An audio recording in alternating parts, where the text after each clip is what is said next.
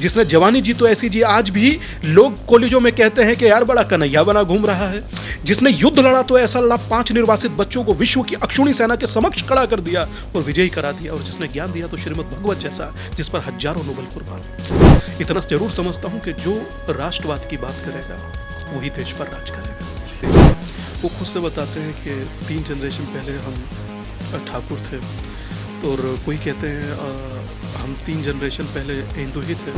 शायद मुझे पहले लगता है कि पहली बार कोई सरकार ऐसी चली है जिस पर कोई दाग नहीं थी। Kill you later but ignorance will kill you much before it. आप ऐसी नासमझियाँ करते हैं कि आप मौत से पहले मर जाते हैं। उत्तर प्रदेश के अंदर मौजूदा मुख्यमंत्री रहे योगी आदित्यनाथ को अब 5 साल हो चुके हैं। यूपी के अंदर आचार संहिता लग चुकी है और एक बार फिर यूपी के अंदर चुनाव का माहौल लगातार बनता जा रहा है।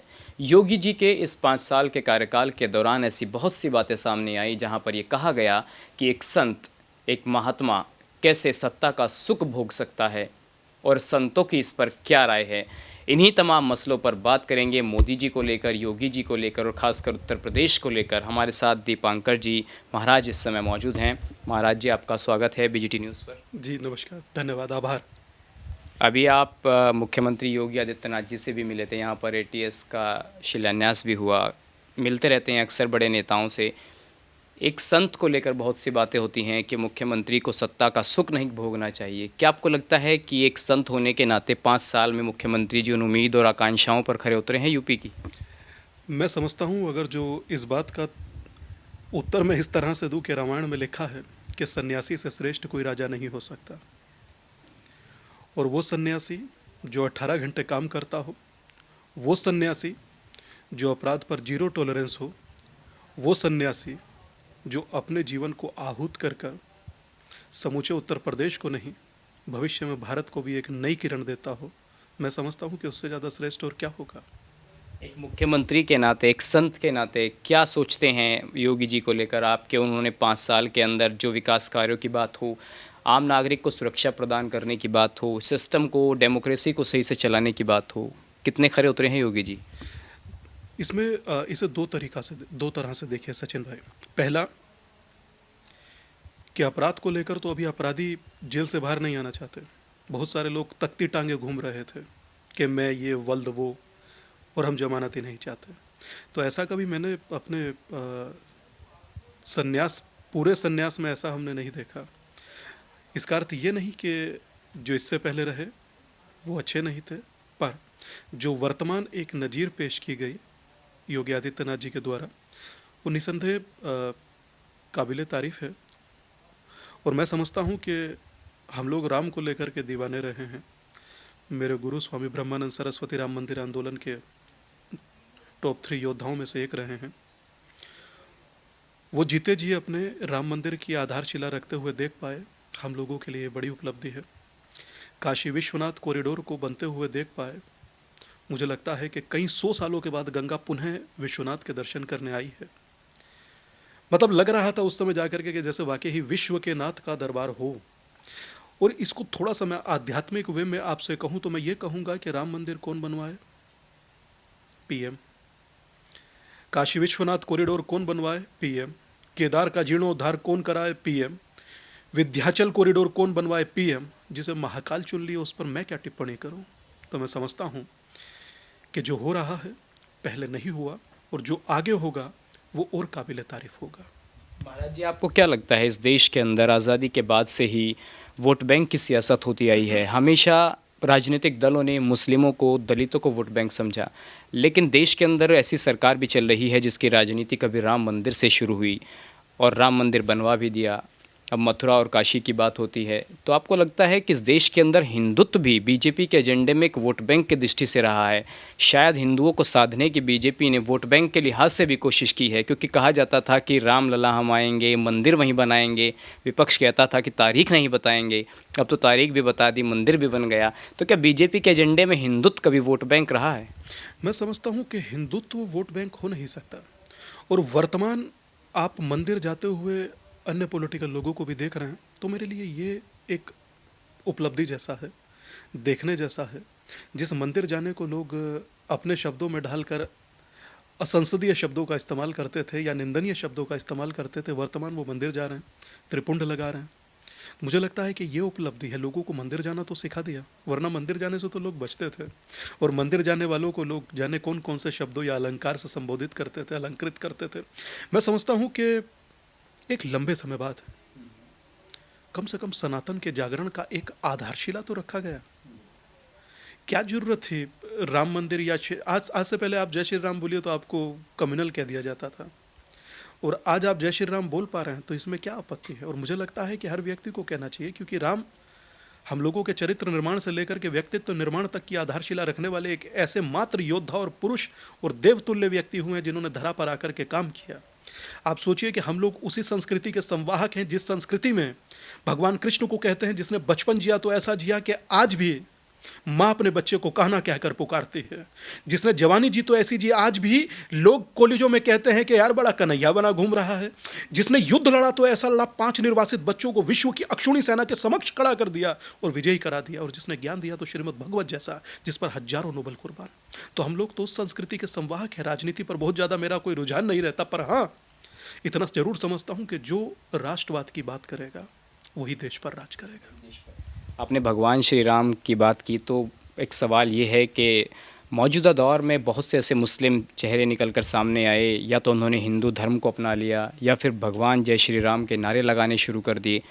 तो और ये कहा गया कि हमारे जो पूर्वज थे वो राम थे। तो आप मानते हैं कि मुस्लिमों के पूर्वज भी भगवान श्री राम थे?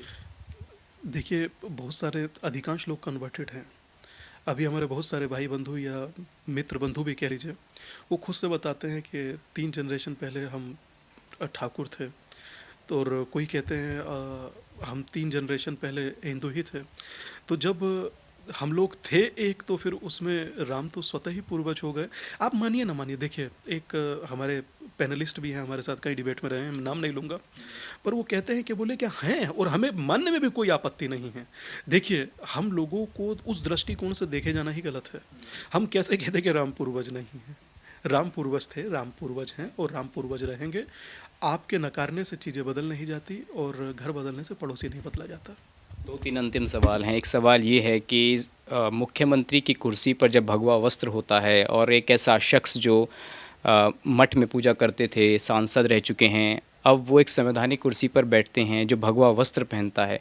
इसी उत्तर प्रदेश के अंदर और देश के अंदर कुछ लोगों को ये बातें हज़म नहीं होती। वो लोग जो सांप्रदायिकता और धर्मनिरपेक्षता की बात करते हैं, आपको लगता है कि एक भगवाधारी जब एक कुर्सी पर बैठेगा तो वो जनता के साथ न्याय करेगा? और जो आरोप मोदी जी योगी जी पर लगते रहे हैं।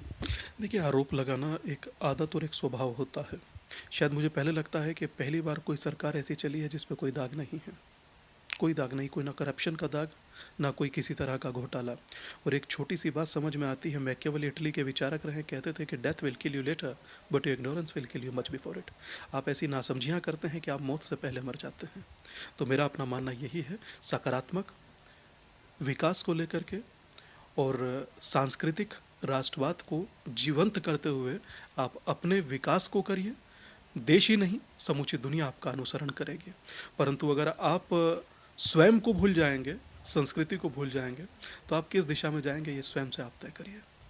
2 अंतिम सवाल हैं। एक सवाल ये है कि अभी मौजूदा दौर में यहाँ पर एटीएस का शिलान्यास हुआ और ये बात समय समय पर सामने आई कि इसके आतंक के जो तार हैं वो देवबंद से जुड़ते हैं।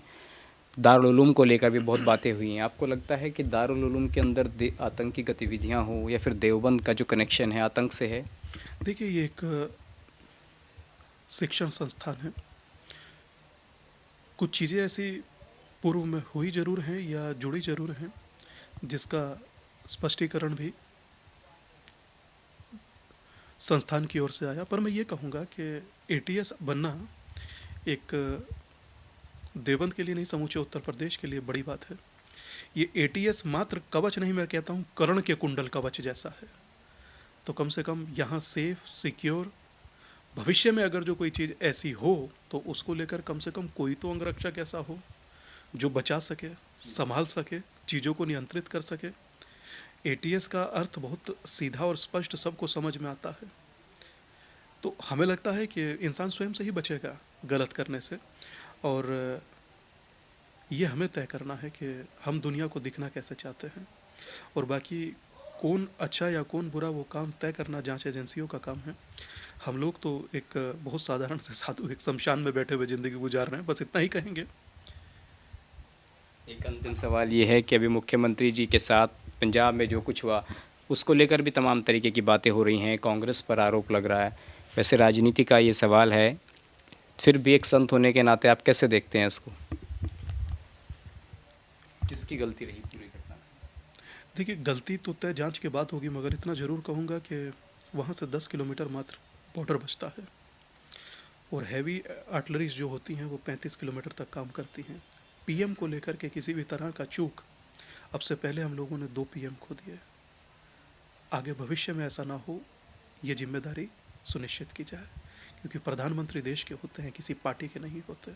मुख्यमंत्री प्रदेश के होते हैं, किसी पार्टी विशेष के नहीं होते। जब संवैधानिक पद पर हैं तो आप देश की धरोहर हैं, और आप यूं ही कहीं उलझ जाएं या फंस जाएं एक छोटी सी शरारत से, तो ये तो उचित नहीं। चलिए महाराज जी, बहुत धन्यवाद आपका अपना कीमती समय देने के लिए। तो महाराज जी ने तमाम मुद्दों को लेकर अपनी स्पष्ट तौर पर राय रखी, और योगी जी को लेकर जो उनका मानना है कि इतनी क्लीन और नीट एंड क्लीन जो सरकार योगी जी ने देने का काम किया है, जनता उन पर विश्वास ज़रूर करेगी। इस खबर को अगर आप फेसबुक पर देख रहे हैं तो हमारे फेसबुक पेज को लाइक और फॉलो जरूर कीजिए, और अगर आप यूट्यूब पर देख रहे हैं तो हमारे चैनल को यूट्यूब पर जाकर अभी सब्सक्राइब कीजिए।